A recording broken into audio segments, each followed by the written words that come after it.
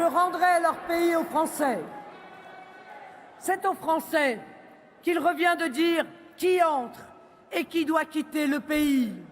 Ce seront ni les juridictions internationales, ni les associations immigrationnistes, ni d'ailleurs ceux qui viennent, comme c'est le cas aujourd'hui, qui décideront qui vient ou qui s'installe dans notre pays.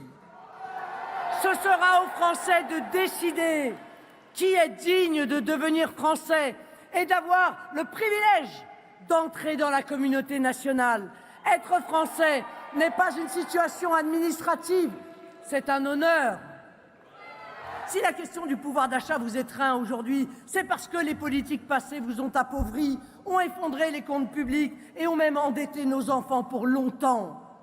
Si Emmanuel Macron avait enrichi le pays, pardon, mais on ne parlerait pas de pouvoir d'achat.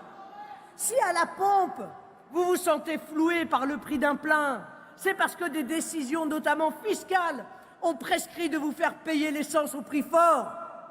Si vous redoutez la facture de fioul, de gaz ou d'électricité, quand vous ouvrez votre boîte aux lettres, c'est parce qu'en amont, des décisions de fermeture de centrales nucléaires, l'absurde arrimage de notre électricité sur les prix européens ou les subventions ruineuses à l'escroquerie que sont les éoliennes l'ont décidé pour vous et même, vous le voyez, contre vous.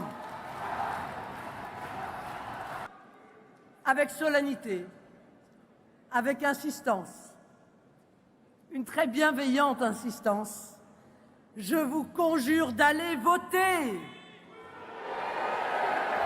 Aucun résultat n'est acquis tant que vous n'avez pas voté. À ceux qui ont pu rompre avec le réflexe civique par colère, par dégoût, par désillusion, par fatigue, je leur dis, je vous comprends, mais là, redevenez citoyens. À la présidentielle, on ne s'abstient pas. Reprenez le contrôle.